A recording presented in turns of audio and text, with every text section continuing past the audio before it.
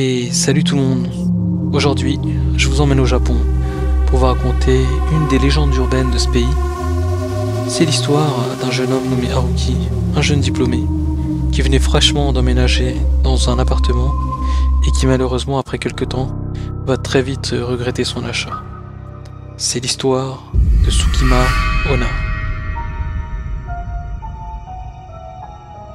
Haruki, c'est un jeune japonais qui vient fraîchement de décrocher son premier emploi et qui est du coup à la recherche de sa construction de vie personnelle. De ce fait, il vient à peine d'acquérir un bien immobilier, une superbe offre qu'il a fait, pour pas très cher, et qui est très satisfait. Bon, il y a bien quelques travaux à faire, mais Haruki se dit qu'avec le temps, il pourra réaliser tous les travaux un peu par-ci, par-là, et que du coup il pourra avoir sa belle maison comme il le souhaite au bout de quelques mois. Les semaines s'enchaînent, Haruki a pris pied dans sa nouvelle maison, et puis un cycle de vie classique s'installe dans son quotidien. Un jour, il va rentrer du boulot, fatigué de sa journée, et puis il va se préparer à manger, s'apprêter à manger, et à ce moment-là, il va ressentir un espèce d'inconfort, comme une espèce d'oppression, quelqu'un serait en train de l'observer. Plus les jours passent, et plus il va se rendre compte que cette oppression est de plus en plus puissante. On se rend compte que lorsqu'il est en train de manger, il a l'impression qu'on le regarde, lorsqu'il est en train de se doucher, ou même en train de dormir, il a l'impression que quelqu'un est présent.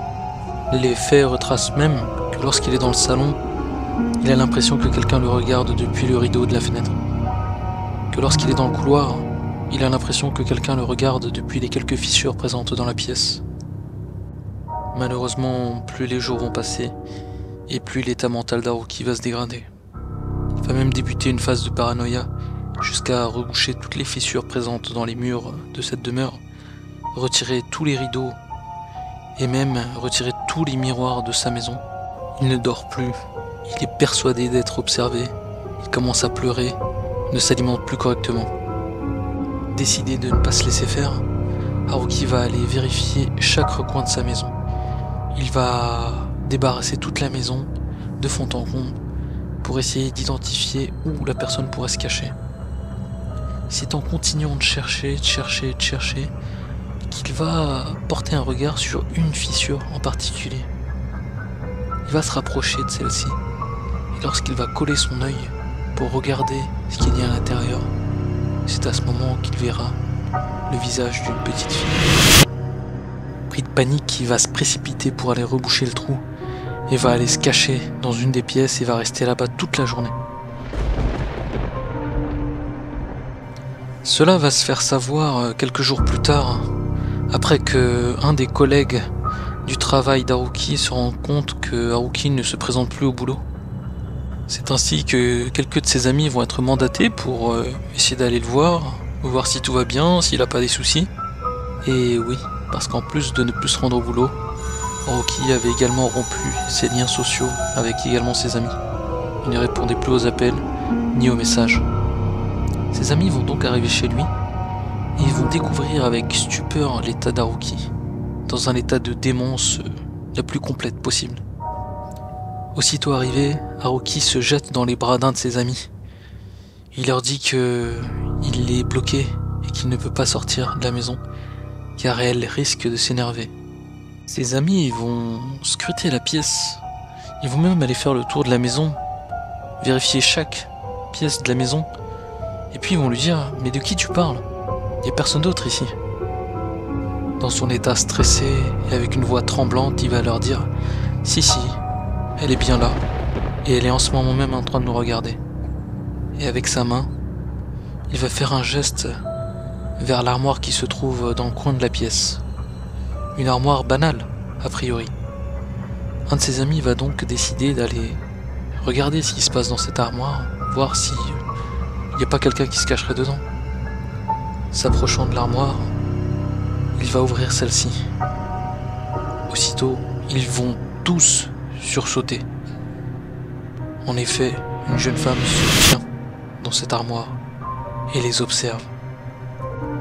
Ne perdant pas une seconde, les amis d'Haruki, si je puis dire toujours amis, vont le laisser sur place et vont s'enfuir aussitôt. Malgré le passage des amis, l'employeur reste sans information. Il n'a aucun signe de vie d'Haruki depuis plusieurs jours.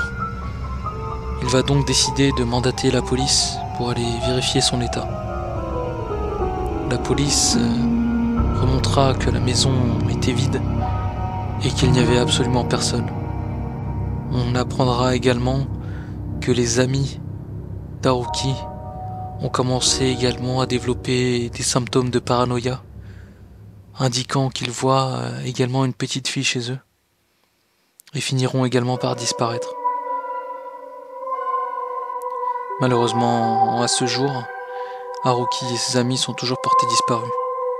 Il n'y a aucune information à leur sujet, et une légende urbaine a pris place, portant le nom de Tsukima Onna, cette petite fille qui derrière renverrait un esprit démoniaque qui s'emparait des personnes aléatoirement et qui déciderait ensuite de les emmener dans une dimension pour les dévorer.